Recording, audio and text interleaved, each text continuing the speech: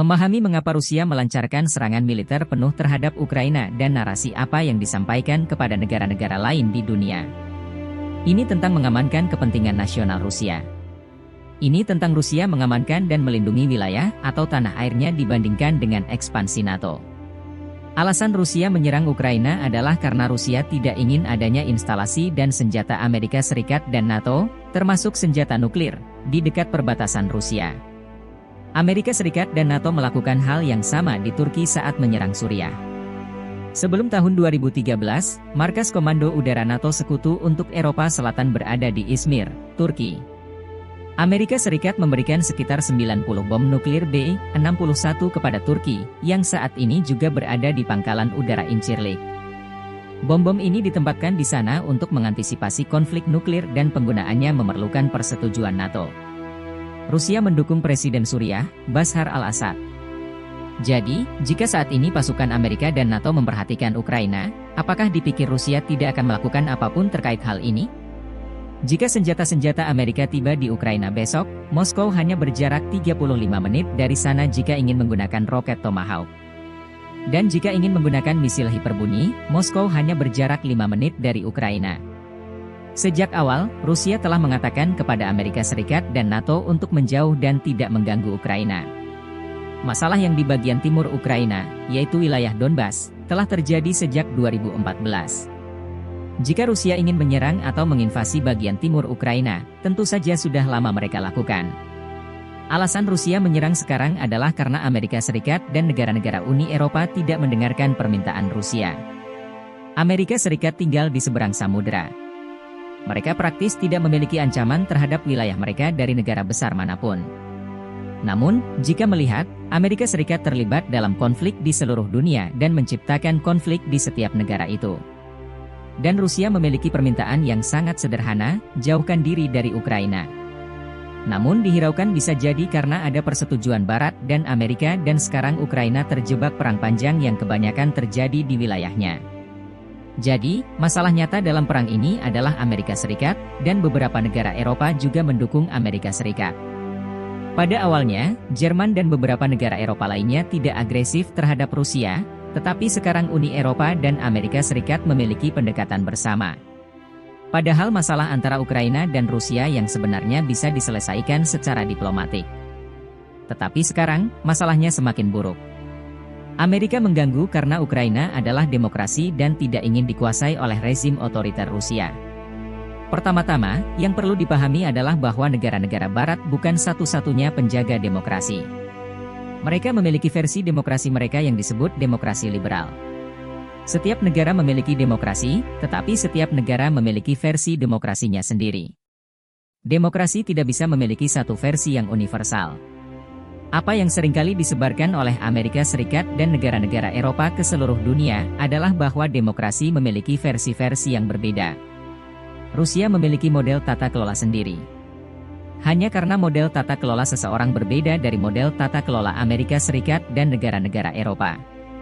Hari ini kita merasa kasihan pada Ukraina, maka kita juga harus merasa kasihan pada Suriah, Irak, Afghanistan, Yaman, dan juga sampai batas tertentu Iran. Narasi mengenai semua negara ini berbeda. Ini semua karena media terutama media Barat. Itulah mengapa kita tidak merasa seburuk itu terhadap negara-negara ini seperti yang kita rasakan terhadap Ukraina. Rusia menyerang Ukraina karena Ukraina dan negara-negara Barat terus-menerus mengabaikan kekhawatiran Rusia. Mungkin juga Rusia selalu ikut campur dalam urusan domestik Ukraina karena media Barat juga terus-menerus meneropong tentang hal ini. Itulah mengapa Ukraina cenderung mendukung negara-negara Eropa dan Amerika Serikat. Sekali lagi peran media cukup mempengaruhi. Jika Ukraina bersekutu dengan Amerika Serikat dan negara-negara Eropa untuk mendapatkan dukungan, apakah Ukraina bisa tetap berdaulat? Tidak. Artinya, Ukraina tidak bisa menjadi negara berdaulat selama Amerika Serikat dan Rusia masih ada. Apa yang sebaiknya dilakukan Ukraina? Ukraina sebaiknya mengadopsi kebijakan non-afiliasi, seperti yang dilakukan Indonesia. Sebuah negara mendapatkan reputasi internasional, sebaiknya selalu mengikuti kebijakan non-afiliasi. Katakan Ukraina selalu ingin menjadi negara independen, tetapi Rusia tidak membiarkan Ukraina menjadi independen. Tidak demikian, Rusia memiliki pengaruh pada Ukraina karena puluhan tahun Ukraina menjadi bagian dari Rusia. Rusia juga selalu membantu Ukraina dari tahun 1991 hingga 2013. Rusia memberikan subsidi besar-besaran kepada Ukraina, yang diperkirakan mencapai sekitar 250 miliar dolar. Selain itu, Rusia juga menghapuskan utang Ukraina yang terakumulasi selama era Soviet. Sebaliknya, Ukraina pernah mencoba untuk mengkhianati Rusia, seperti dalam hal mencuri gas. Rusia memberikan gas dengan tarif yang disubsidi agar pemerintah Ukraina dapat memberikan manfaatnya kepada konsumen domestik yang kebanyakan adalah lansia miskin yang pernah mengalami budaya Soviet dan banyak di antara mereka juga berbicara bahasa Rusia. Alih-alih memberikan gas dengan harga subsidi kepada konsumen domestik, gas tersebut dijual kembali kepada perusahaan industri. Ukraina juga tidak mengembalikan beberapa aset Soviet yang dialokasikan kepada Rusia, yang merupakan bagian dari komitmen sebelum Ukraina merdeka. Jika mempertimbangkan semua hal ini, maka pada suatu titik, Rusia juga merasa ditipu oleh Ukraina. Pada tahun 2014, protes Euromaidan yang pada dasarnya adalah kudeta didukung oleh Amerika Serikat dan negara-negara Eropa. Jadi, jangan katakan bahwa Ukraina adalah negara berdaulat. Nasib Ukraina tergantung pada Rusia atau Barat. Berdaulat adalah kata yang digunakan dengan sering, sama seperti kata damai. Amerika Serikat selalu memberikan jaminan kepada Rusia bahwa mereka tidak akan mengembangkan diri ke arah perbatasan Rusia.